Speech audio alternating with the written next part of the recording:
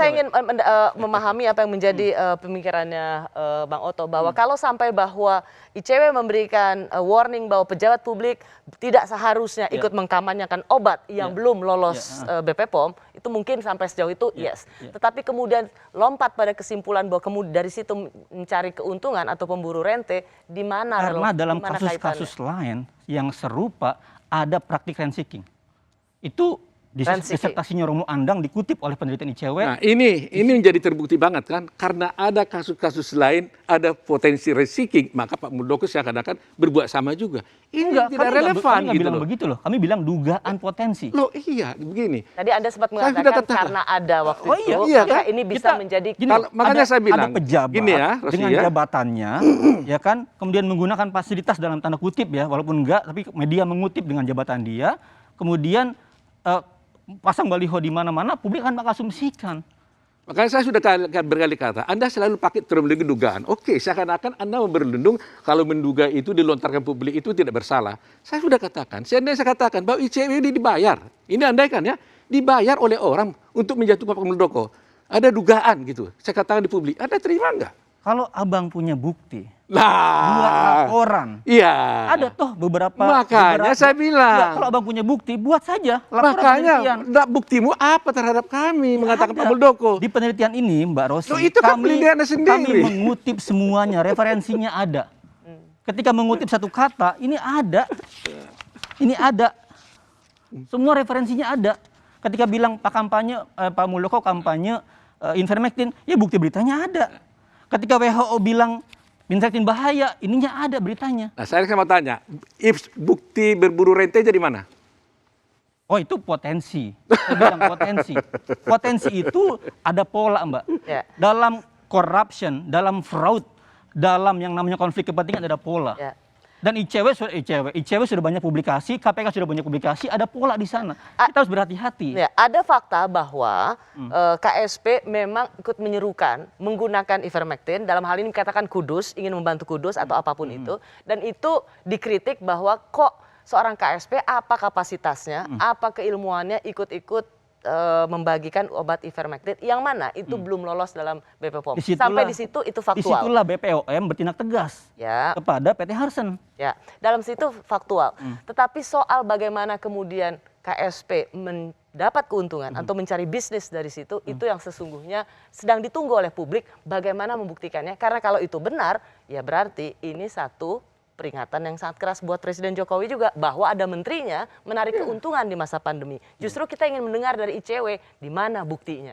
Ya makanya mereka menggunakan istilah potensi karena di sana ada pola, Mbak.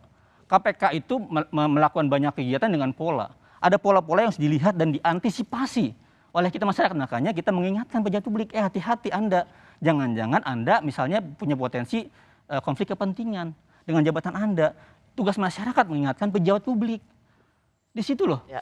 Mengapa bahwa pengingat dari civil society seperti ini tidak dianggap sebagai kontrol buat kalau kritikan Pak Muldoko itu sangat senang dengan kritikan yang membangun. Ini bukan kritikan, bukan pengingat. Ini tuduhan, Rosi. Ini tuduhan. Saya katakan, kalau seseorang dikatakan berburu rente, terminologi berburu rente itu sangat dahsyat rusaknya.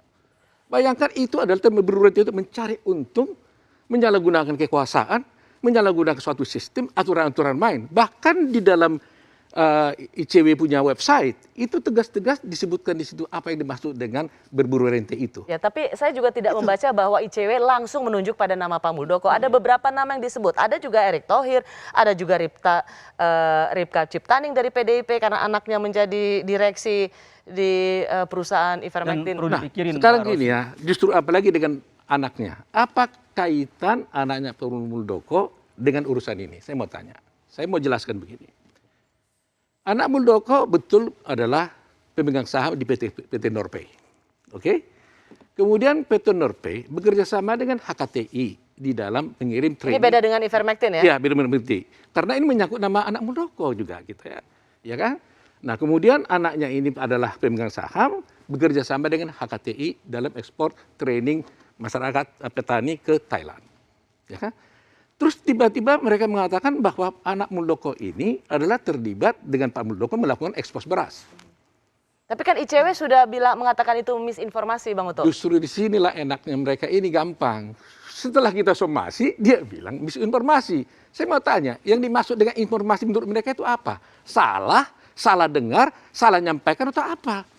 Buat ICW, mengapa soal misinformasi ini tidak dengan katakan lugas kami misinformasi dengan dalam hal ini kami minta maaf karena ketidakakuratan informasi yang kami katakan. Mengapa itu susah untuk dilakukan? Di dalam laporan, di dalam merilis, di dalam PPT tidak ada penyebutan ekspor beras. Yang adalah pengiriman tenaga kerja kerjasamanya. Tapi ketika ada seseorang yang menyampaikan dan dia lepas dari laporannya, itu yang kami sebut misinformasi. Ada slip of the tongue di sana, dia blank saat mengucapkan. Dan itu di somasi ketiga jawaban kami, Bang Oto, kami sampaikan klarifikasinya, perubahan kalimat yang seharusnya. Itu ada yang di dalam laporan. Karena di sana tidak ada intensi untuk bilang seperti itu. Dan di jawaban somasi ketiga, ada kata permintaan maaf. Sudah ada permintaan maaf? Ada permintaan maaf, jawaban somasi ketiga. Itu kami sebutkan di sana, mungkin Abang belum baca. Jadi kalau secara resmi ya, jika memang masih kurang dianggap klarifikasi, perubahan kalimat terkait kata ekspor beras itu, yang seharusnya adalah pengiriman tenaga kerja, minta maaf. Ya, ini sebenarnya lebih maju karena sudah ada permintaan maaf, Bang. Sekarang sebenarnya ini adalah slip of the tongue atau misinformasi. Nah, tapi Bang, terlepas dari itu, sudah ada keinginan untuk minta maaf. Tapi mereka tidak pernah mau mencabut keterangan itu. Jadi saya minta itu dicabut. ICW mengubah kalimatnya. Loh, justru itu. Tapi kan kalian mengatakan misinformasi. Jadi tidak mau mengakui bahwa itu ada suatu kesalahan. Jadi setelah disomasi, ngeles kalau orang Medan bilang gitu. Ini pernyataan yang maju sih, mau minta maaf. Saya rasa ini makanya bikinlah suratnya resmi. Di dalam ekspor beras itu sampaikanlah. ICW mencabut itu. Dan mau minta maaf. Ya. Bagian ivermectin gimana? Oh itu tidak, itu firm. Belum selesai juga kan? Ivermectin Padahal firm. ini satu ada dua isu kami kan sangat kuat bukti-buktinya. Baik. Ada dua soal tentang ICW dengan Pak Muldoko, ivermectin, itu mereka firm, tapi soal ekspor beras ya. mau mengakui kesalahan dan saat ini Bung Isnur mau mengatakan ICW mau minta maaf atas misinformasi. Di dalam surat kalau kami, dia mau mencabut, kita dengan senang hati. Di dalam jawaban kami sudah sampaikan itu. Ya. Ada hal maju paling tidak Bang Oto, kecuali soal ivermectin.